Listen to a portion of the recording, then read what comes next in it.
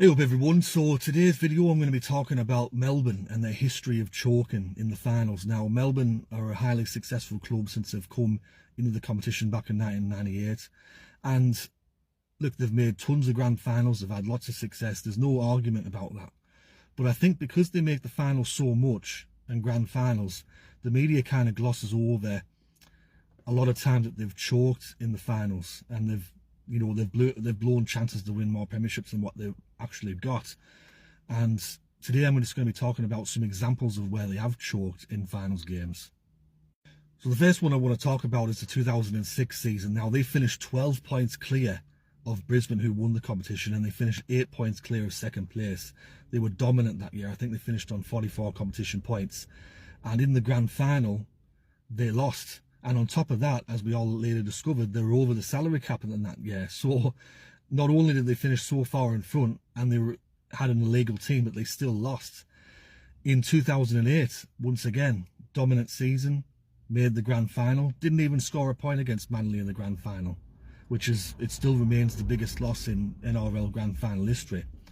2011, another dominant season by Melbourne minor premiers, had a home preliminary final against New Zealand down there at Amy Park, and they lost against a team that not many people fancied to even make the grand final that year.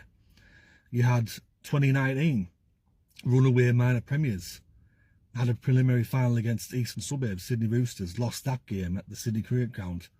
2021, they almost beat Eastern Suburbs' record for the most wins in a row ever in the competition's history. I think they were going for their 18th win in a row against Parramatta, and they ended up making the preliminary final that year, and once again lost against Penrith, I should say.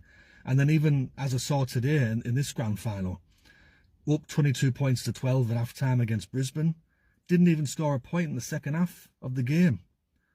So when you look at the history of Melbourne, look, they've got a lot of success, they've won a lot of stuff in their short history in the competition, but they also have choked a lot. And I think the media and some fans out there, they gloss over that and just look at the successful part. But their strike rate from grand finals is starting to look a bit not on the good side. I'll just put it that way. But let me know in the comment section below what you think.